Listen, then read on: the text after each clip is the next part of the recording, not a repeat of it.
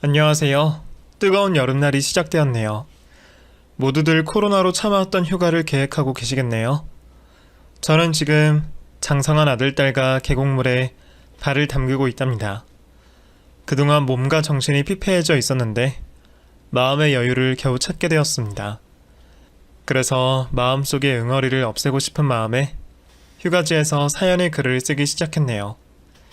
이 채널의 이야기를 거의 매일 듣는데 저처럼 배우자에게 배신당하신 분들이 한둘이 아니더군요. 정말 세상에는 나쁜 사람이 많은 것 같아요. 그런데 제 전남편이 제일 나쁜 놈 같다는 생각은 지울 수가 없습니다. 진짜 사람의 탈을 쓴 괴물이 틀림없다니까요. 얼마나 나쁜 놈인지 궁금하시죠? 이제부터 낱낱이 말씀드려 보겠습니다. 꼭 끝까지 들어주시고 저와 함께 욕 좀 해주세요. 저는 지방에서 살다가 23살의 남편에게 시집을 와서 서울에서 살기 시작했습니다. 친정부모님은 어릴 적에 돌아가셔서 큰언니의 집에 앉혀 살기 때문에 아무것도 없이 남편을 따라 몸만 떠나왔죠. 처음엔 시부모님과 함께 살았습니다. 시어머니가 2년 정도는 살림하는 걸 배워야 한다 해서 그 말을 따르게 되었죠. 시집살이는 몸이 조금 힘들긴 했지만 시부모님의 성격이 워낙 온화하셔서 상처받는 일 없이 잘 지냈답니다. 또 부모님과의 추억이 많지 않아서 시부모님과 지내는 게 즐거웠고 행복하기도 했습니다. 저한테 애교 같은 게 있는 줄 몰랐는데 시부모님과 살아보니 숨어있던 애교가 막무가내로 뿜어져 나왔답니다. 그리고 2년 뒤 남편과 분가해서 신혼집을 마련했습니다. 시부모님과 떨어지게 되어서 아쉬운 마음이 들긴 했지만 둘만의 공간이 생겨서 눈치도 보지 않고 매우 좋았네요. 시댁에서 지낼 때는 남편과 사랑을 나누기가 보통 어려운 게 아니잖아요. 그래서 저희 부부는 참았던 사랑을 마음껏 나누었답니다. 그렇게 금실 좋은 저희 부부는 이듬해 아들을 낳게 되었고 또 다음 해에는 딸아이까지 낳아서 내 식구가 되었습니다. 남편은 시아버님의 도움으로 사업을 작게 시작했는데 열심히 노력해서 조금씩 확장해 나갔습니다. 10년 동안 부족함 없이 잘 살 수 있었고 평범한 집안에서 아주 조금 부유한 가정이 되었습니다. 그래서 아들과 딸에게 유학의 길을 열어주기로 했습니다. 두 아이 모두 공부를 잘하고 욕심이 있어서 호주에 보내게 되었는데 거기서도 장학금을 받을 정도로 공부를 잘했답니다.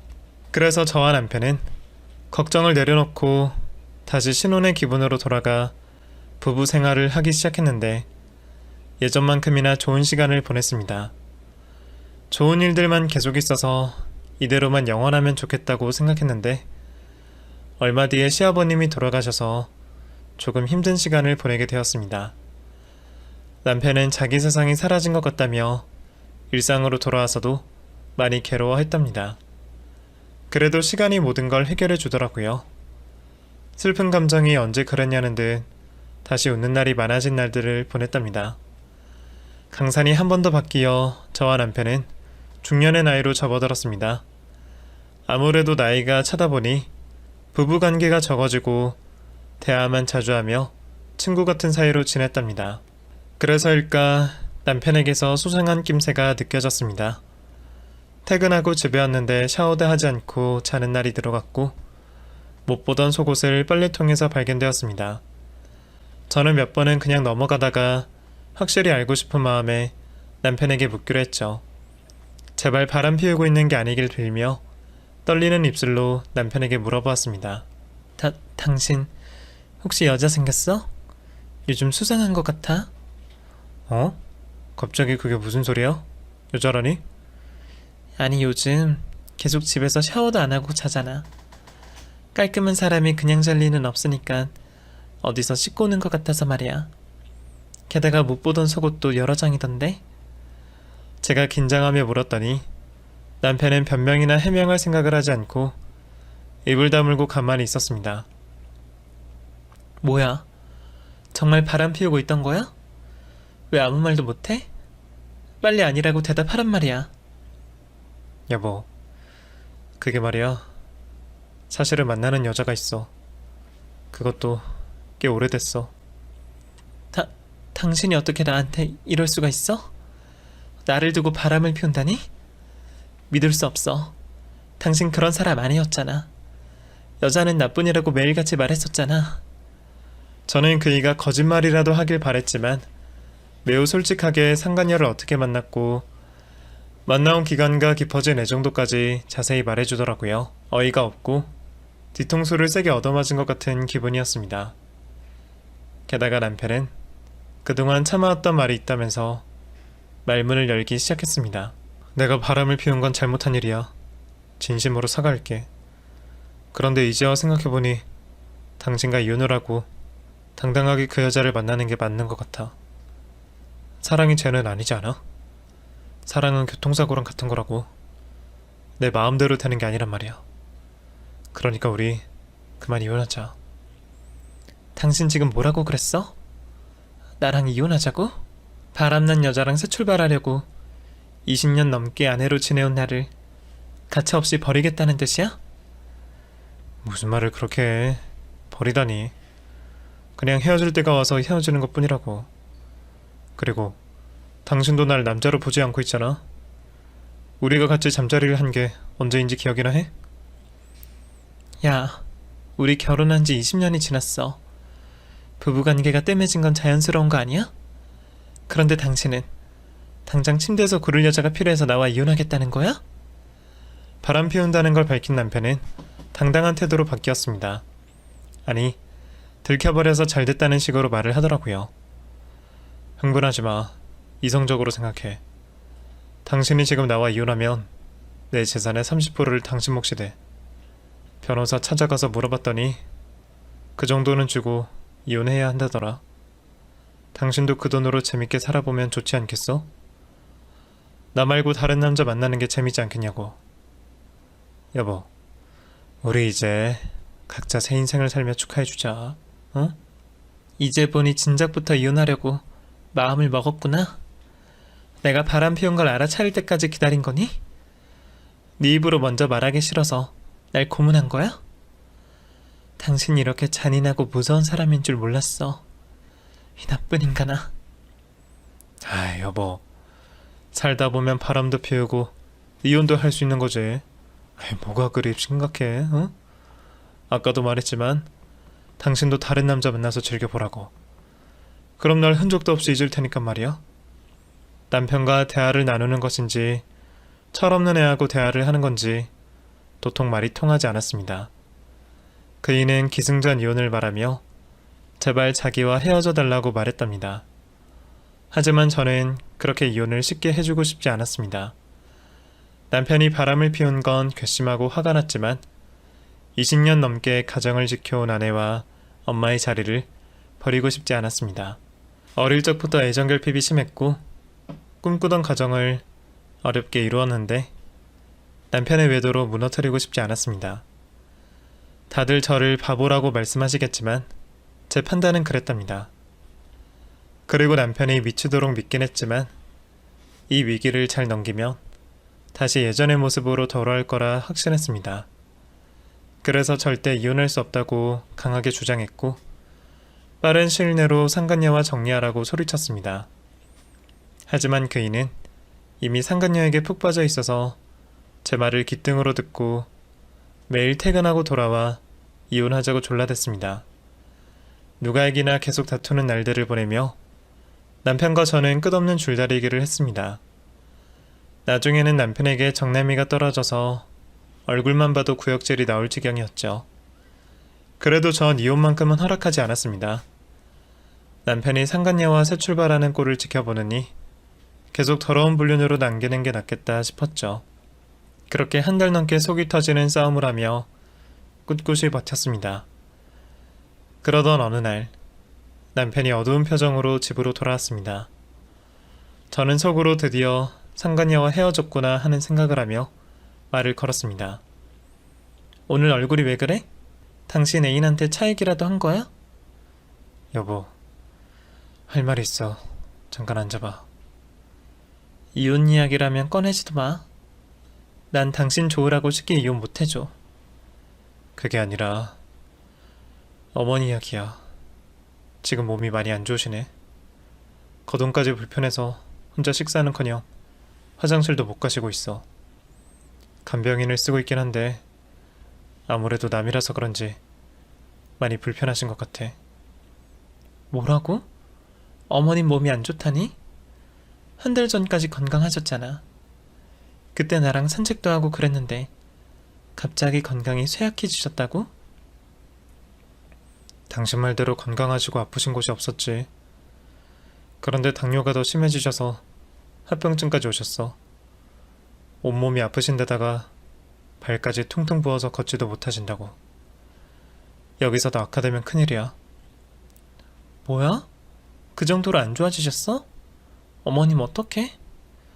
제가 슬픈 내색을 하자 남편이 그래서 말인데 여보, 우리가 어머님을 모시고 살면 안 될까?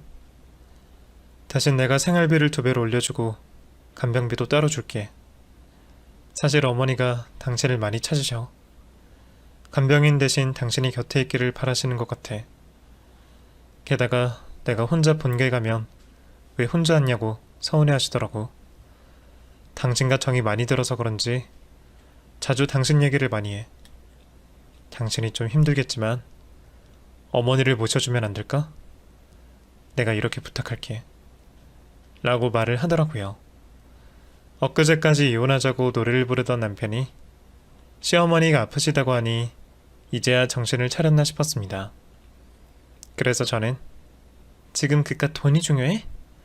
나도 어머님에 대한 애정이 깊어서 모시고 사는 건 어려운 일이 아니야. 다만 당신이 계속해서 바람을 피운다면 어머님을 모실 수 없어. 그년이랑 깨끗하게 정리한다면 당장이라도 어머님을 모실 수 있어. 하고 제 진심을 말해주었습니다. 그 여자랑은 이미 헤어졌어. 어머니 상태를 보니까 내가 뭐하는 짓인가 싶더라고. 정신이 번쩍 들기도 했고 당신한테 너무 미안해서 눈물까지 나더라. 여보, 그동안 나 때문에 속 많이 상했지? 진심으로 미안해. 당신이 날 용서해준다면 앞으로 절대 바람 같은 건 상상도 하지 않을게. 남편의 사과는 진심으로 들렸고 저 역시 그이와 이혼할 마음이 없었기 때문에 용서하기로 결심했습니다. 당신이 그렇게까지 사과하니 내가 이해하고 용서해야지. 난 당신 아내 자리와 자식들 엄마 자리 그리고 어머님의 며느리 자리까지 무슨 일이 있어도 꼭 지켜낼 거야. 그러니까 당신 앞으로 나한테 10배 이상으로 잘해야 돼. 물론이지. 용서해줘서 고마워. 사실 며칠 동안 고민하고 있었는데 이렇게 받아줘서 고마워. 바람난 내가 염치가 없어서 당신한테 묵인하고 있었는데 이제야 속 시원하게 말하게 되었어. 그럼 어머니 모시고 올까? 그래, 내일 나랑 같이 모시러 가자. 어머님이 쾌차하실 때까지, 아니 계속 함께 지내보도록 하자고. 그렇게 이튿날 남편과 시댁으로 가서 홀로 외롭게 누워 계시는 시어머니를 저희 집으로 모시고 왔습니다. 시어머니는 아픈 당신을 간병하게 해서 미안해 하시기도 하고 저와 같이 지내게 되어서 든든하다고 기뻐하셨습니다. 애미야, 이 늙은이를 버리지 않고 걷어줘서 고맙구나. 이 은혜를 어떻게 갚아내야 할지 모르겠다. 어머님, 그런 말씀 마세요. 부모와 자식 간의 은혜가 어디 있고 갚아야 할 빚이란 게 있나요? 그렇게 미안하시면 빨리 건강을 되찾으세요. 그래서 저한테 맛있는 것도 해주시고 나들이도 같이 다니도록 해요. 아이고, 이런 천사 같은 애미를 두고 애비가 몹쓸 짓을 했으니 내가 미안해 죽겠다. 어머님, 알고 계셨어요? 그이가 바람 피우는 걸 자기 입으로 말하던가요? 애미 너랑 이혼하고 젊은 여자랑 재혼하겠다고 하길래 내가 뺨을 갈기고 정신 차리라고 일러주었지. 너랑 이혼하려면 나랑 인연을 끊어버리라고 혼쭐을 내줬다고. 정말요? 아주 잘하셨어요. 그래도 어머님이 제 편이어서 천만다행이에요. 어머님까지 저한테 이혼하라고 보채셨으면 진짜 우울했을 거예요. 나는 당연히 애미 네 편이지. 네가 우리 집의 복덩이인 걸 잊었니? 나에게 넌 아들보다 더 귀한 존재란다. 이건 내 진심이니까 흘려듣지 말거라. 감사해요, 어머님. 이제야 좀 힘이 나네요. 그동안 어디 가서 하소연도 못하고 있었는데 어머님께 위로를 받으니 기분이 한결 낫네요. 그이도 지금은 정신 차려서 제자리로 돌아왔어요. 상간녀랑 헤어진 건 물론이고 앞으로는 가정에 헌신하겠다고 약속했어요. 그렇게 시어머니와 여러 대화를 나누며 제 마음을 편하게 놓을 수 있었습니다. 몸이 불편한 시어머니는 화장실도 혼자서 가지 못하고 숟가락을 들 기운도 없으셨습니다. 그래서 제가 24시간 내내 곁을 지켜드렸죠. 물론 힘이 들긴 했지만 시어머니의 심성이 너무 고우셔서 기분이 나쁘거나 모시기 싫다는 생각은 추호도 들지 않았습니다. 제가 모셔서 그런지는 모르겠지만 시어머니의 몸은 조금씩 회복하는 게 눈에 띄도록 나타났습니다. 간병한 지 2달 만에 다시 걷기 시작하셨고 식사도 식탁에 앉아 스스로 하실 정도로 좋아지셨죠. 한편 남편도 매일 6시만 되면 칼같이 퇴근해 집으로 들어왔습니다. 그이는 저에게 미안한 게 많았는지 안 하던 집안일까지 하며 노력하는 모습을 보였답니다. 여보, 설거지는 내가 할게. 당신은 어머니랑 들어가서 쉬어. 해가 서쪽에 뜨겠네? 손에 물 한 방울도 안 묻히려던 사람이 웬일이래? 에이, 나도 변하겠다고 했잖아. 앞으로 자주 도와줄 테니까 지켜봐줘. 그래, 그럼 어머님이랑 들어가서 드라마나 봐야겠다. 수고해줘.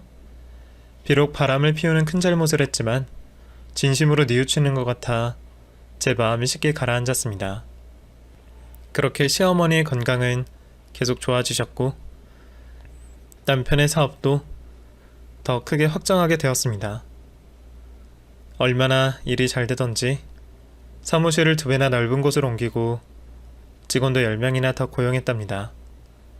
덕분에 저도 남편에게 많은 생활비를 받게 되었고 여윳돈이 꽤나 많이 생겨서 시어머니와 쇼핑도 자주 다녔네요. 다시 찾은 행복을 만끽하며 하루하루를 보람되게 보냈답니다. 그리고 남편과의 관계가 다시 가까워지며 부부관계를 자주 갖기 시작했습니다. 시어머니가 홀로 주무실 수 있을 때부터 그이가 먼저 저를 안아주더라고요. 그래서 저도 여자라는 걸 다시금 느끼게 되었죠. 그런데 평범하게 산다는 건 희로애락을 모두 포함한 거라는 말이 맞았습니다.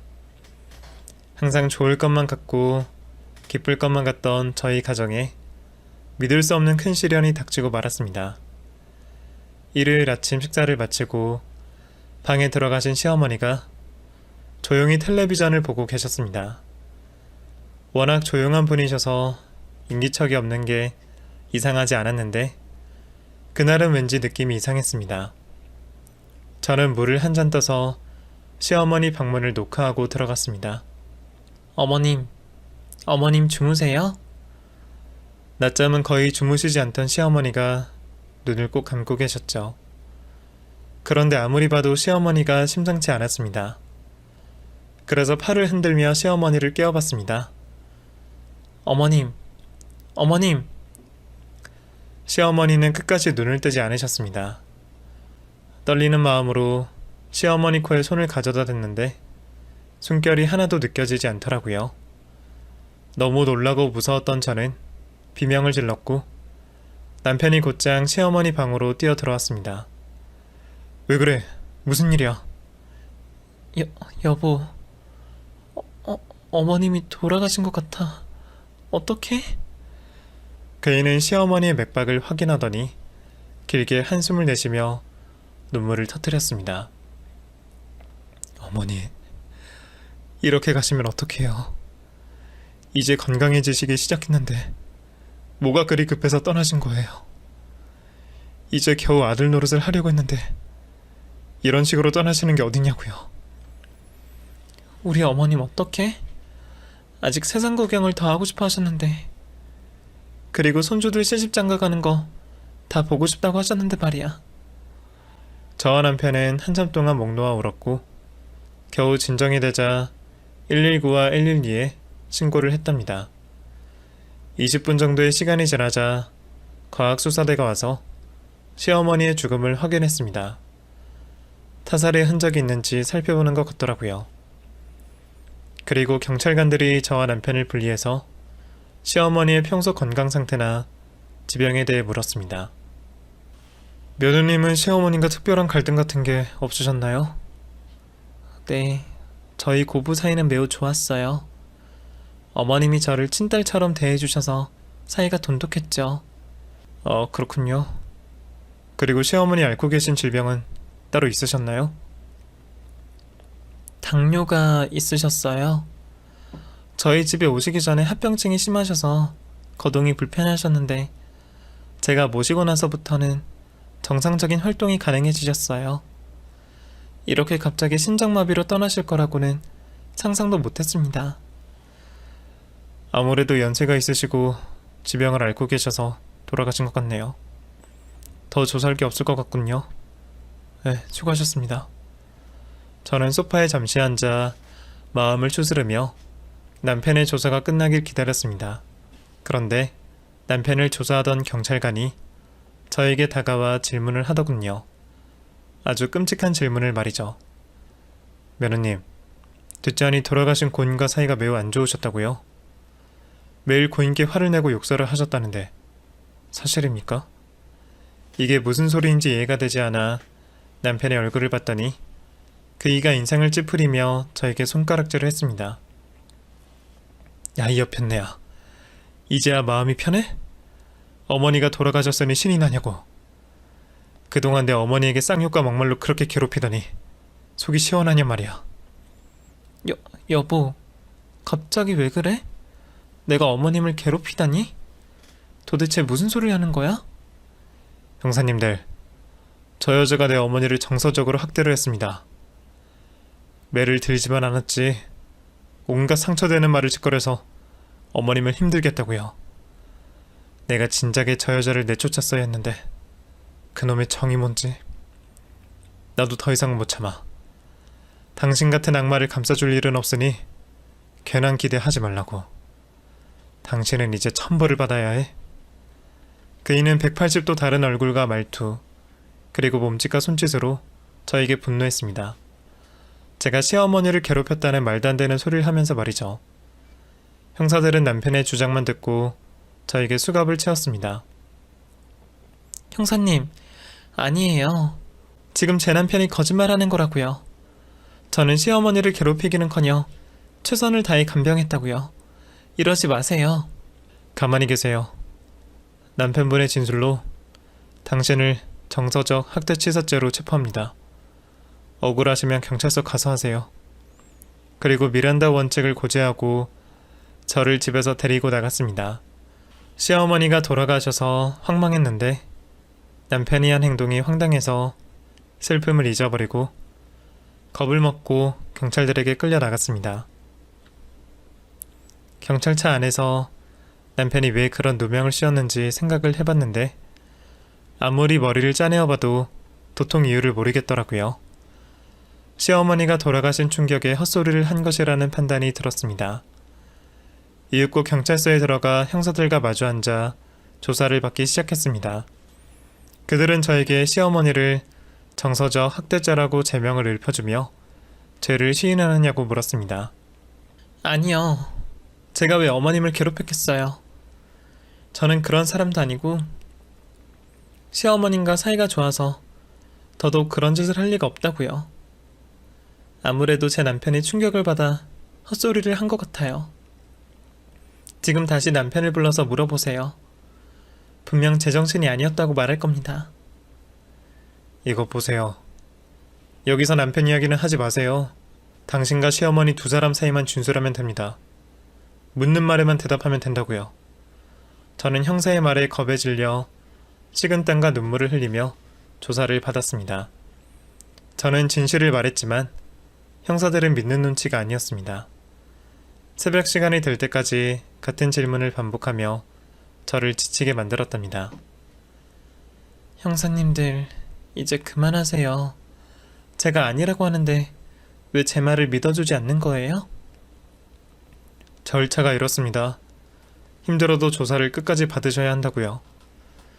도대체 몇 번을 아니라고 말해야 하는데요.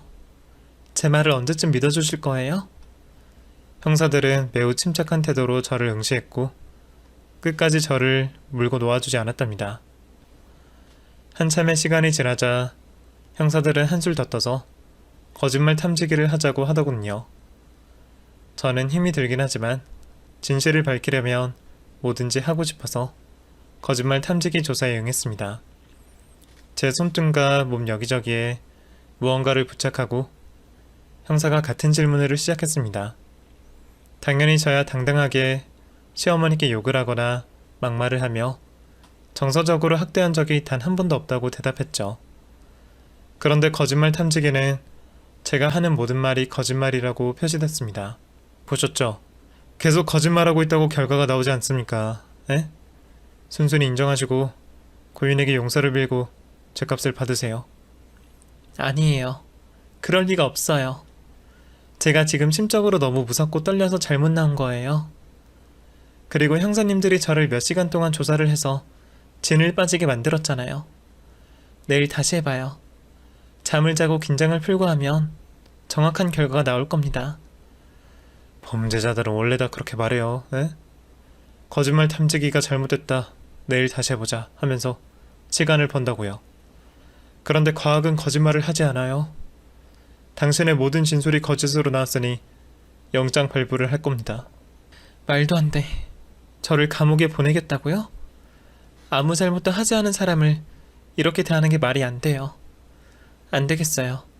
저 이대로 가만히 당하고 있지 않을 겁니다. 변호사 불러주세요. 당장요.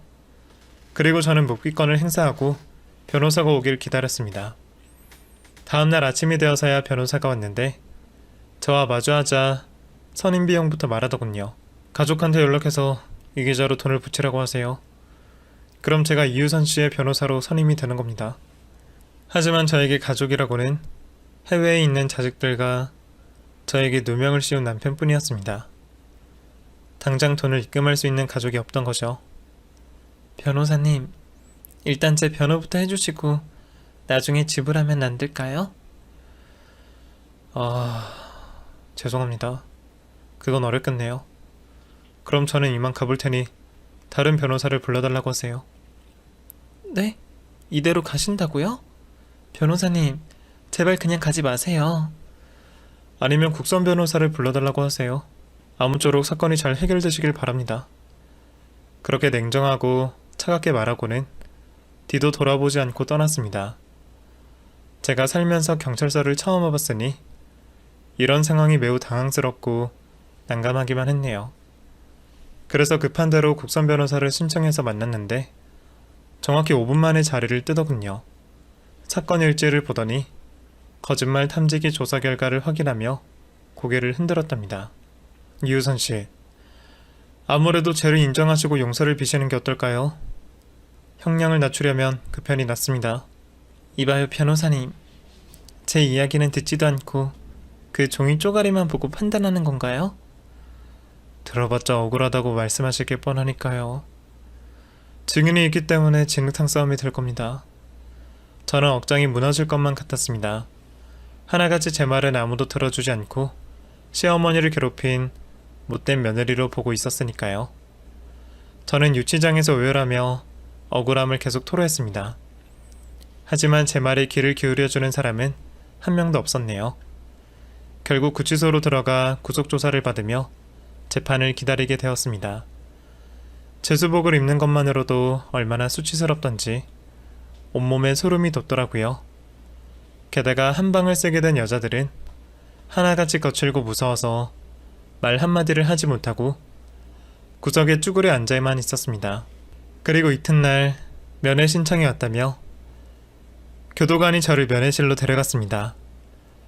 드디어 제 눈앞에 남편이 앉아 있었습니다. 떨리는 손으로 소화기를 들고 남편에게 여보, 이제야 왔구나. 어머님 장례는 잘 치러드렸어? 그런데 당신 나한테 왜 그랬어? 도대체 왜 그런 허무맹랑한 말로 날 이렇게 만든 거냐고. 어머님이 돌아가시고 충격을 받아서 소리를 한 거지? 그렇지? 라고 물었더니 그이는 태평하게 웃음까지 지으며 저를 바라보더라고요. 제가 아는 남편의 모습이 아니었죠. 어머니 장례식은 아주 무사히 잘 치러드렸어. 많은 조문객들이 오셔서 명복을 빌어주셨다고.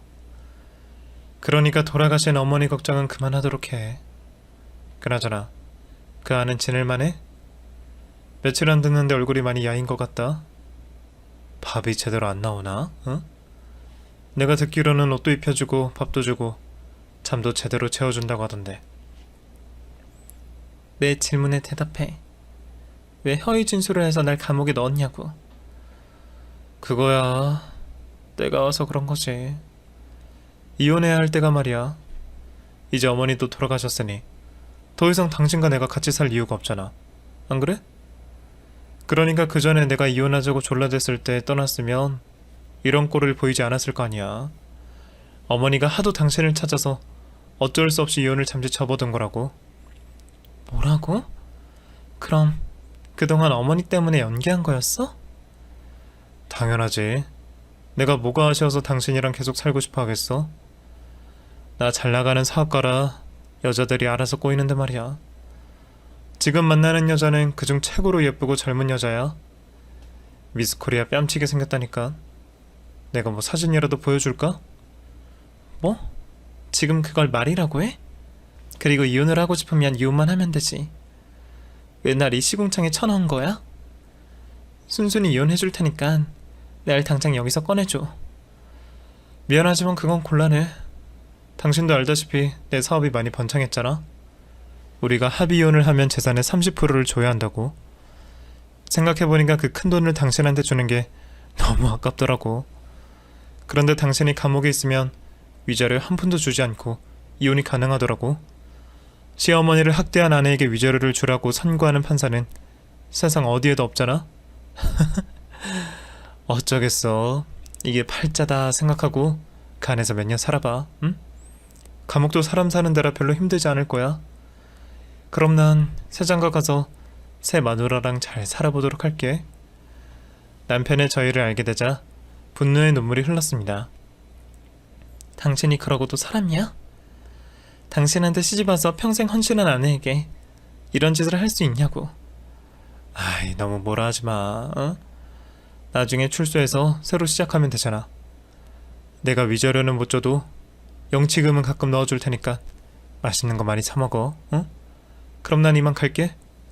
야, 이 나쁜 자식아. 너 내가 가만두지 않을 거야.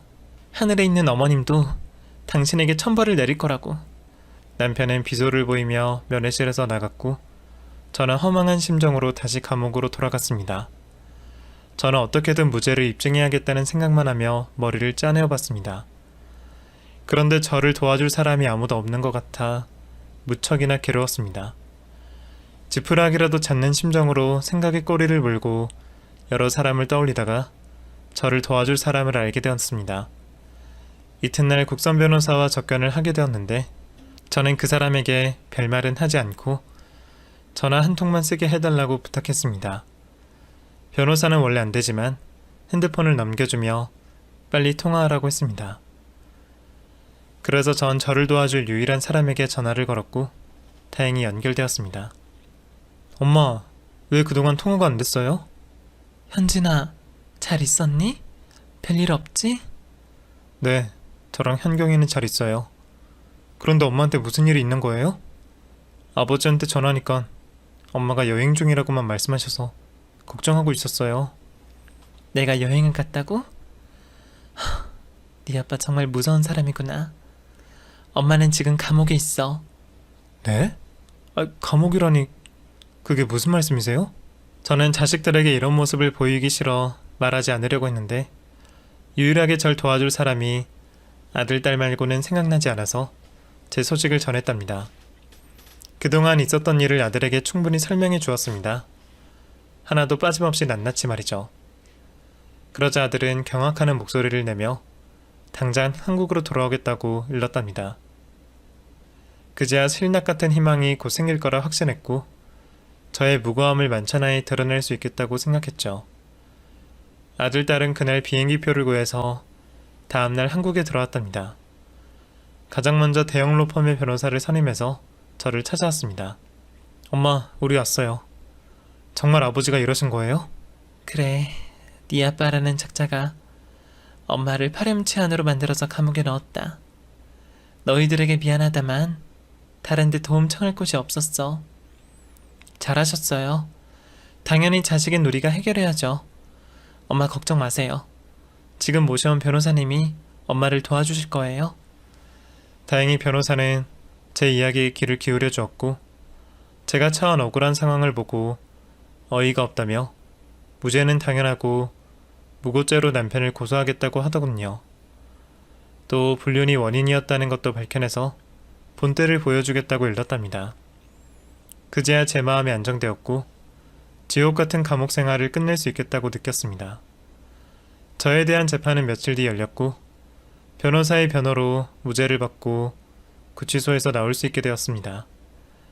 그리고 남편이 무고죄로 구치소에 수감되었습니다. 저도 그때 알았는데 무고죄가 엄청 큰 범죄더라고요. 제 변호사님이 말하길 징역 5년 이상은 선고받을 거라며 남편의 인생에 크게 금이 갈 거라고 확신했답니다. 상황이 완전 역전되자 저는 그이가 했던 것처럼 똑같이 구치소에 면회를 갔습니다. 감옥 생활에 맞지 않았는지 많이 초라해 보였답니다. 재밌는 반전이네. 당신은 이런 결과가 나올지는 상상을 안 했겠지? 여보, 정말 미안해. 내가 잘못했어. 당신이 시키는 거라면 뭐든지 할 테니까 고소를 취하해줘. 당신이 취하하면 여기서 나갈 수 있다더라. 원하는 게 있으면 다 해줄게. 그러니까 제발 나 좀 여기서 꺼내줘. 여긴 사람 살 곳이 못 돼. 무슨 소리야? 당신이 지난번에 얘기했잖아. 감옥도 사람 사는 데라 똑같을 거라며. 왜? 체질이 안 맞아? 옷도 주고 밥도 주고 잠도 재워주는데 뭐가 더 필요한 게 있어? 아, 바람난 애인이 없구나. 어떡하냐? 거기선 남자 구실을 못하고 살 텐데. 여보, 그러지 말고 한 번만 봐줘. 내가 합의위원회에서 재산의 30%를 줄 테니까 그걸로 끝내자. 응? 30%? 무슨 소리야? 내 변호사 말로는 70%가 내 몫이라던데? 당신이 한 짓거리가 있어서 그 정도는 내가 가질 거래. 그러니까 이혼 소송을 진행할 거야. 그럼 당신 회사는 당연히 망하겠고 나머지 30%도 휴지 조각이 되겠지? 나중엔 출사하면 어떡하냐. 가진 것 한 푼 없이 살아야 될 텐데. 그래도 내가 선심 써서 영치금은 가끔 넣어줄게. 거기서 맛있는 거 사 먹어. 그러자 그이는 폭풍 눈물을 흘리며 애원하기 시작했습니다. 여보, 유선아, 이러지 마. 나 이대로 무너지면 안 돼. 우리 아들, 딸을 생각해서라도 그러면 안 되잖아. 아, 그래. 생각해보니까 당신과 내가 이혼하지 않고 예전처럼 내 식구가 같이 사는 거야. 어때? 당신이 바라던 삶이었잖아. 제발 날 여기에 버리지 말아줘. 무슨 소리야? 내가 바라는 삶은 아이들과 셋이 사는 거야. 당신 같은 괴물은 이제 내 식구가 될 수 없어. 그리고 당신한테는 새 식구들이 생겼잖아. 깜빵 동료들 말이야. 똑같은 놈들끼리 한 방에서 지내니 얼마나 재밌겠어. 거기서 좋은 추억 많이 만들고 나오면 좋겠네. 난 이만 가볼게. 그럼 재판날 보자고. 여보. 저는 그이가 했던 것처럼 비소를 날리며 면회실에서 빠져나왔습니다. 아주 통쾌하고 시원한 순간이었죠. 그렇게 얼마 뒤 남편의 재판날이 되었고 예상한 대로 무거운 선고가 내려져 감옥 생활을 오랫동안 해야 했답니다. 이에 질세라 이혼 소송까지 해서 남편의 재산의 70%를 제가 가지게 되었습니다. 또한 그이의 회사는 처절하게 망하게 되었고 남은 재산으로도 빚을 막을 수가 없어 투자자들에게 고소를 당했다네요. 막대한 돈을 돌려주지 못했으니 횡령죄까지 추가가 되어서 형량이 많이 늘어났답니다. 제가 생각했던 것보다 훨씬 오랫동안 감옥에서 썩어야 했죠. 제 한살인 복수는 끝이 났고 아들과 딸에게 호주로 돌아가지 말고 저와 함께 살자고 부탁했습니다. 다행히 아이들은 유학보다 제가 더 중요하다며 평생 저를 지켜주겠노라 다짐하며 한국에 남게 되었답니다. 그래서 지금은 자식들과 셋이 함께 지내고 있습니다. 아들은 영어 학원에서 선생님으로 일하고 있고 딸아이는 무역회사에 취직했답니다. 만약 아이들이 다시 호주로 떠났다면 홀로 지내는 게 많이 우울하고 힘들었을 겁니다. 사실 사건이 있고 1년 뒤까지 억울하게 감옥에 들어간 꿈을 꾸고 있어서 매우 괴로워요. 잊으려고 해도 쉽게 잊혀지지 않아 정신과에 다니며 약을 먹었답니다. 그래도 아이들이 곁에서 위로해주고 헤아려줘서 악몽을 덜 꾸는 것 같아요. 제 사연이 어처구니가 없고 많이 황당하시죠?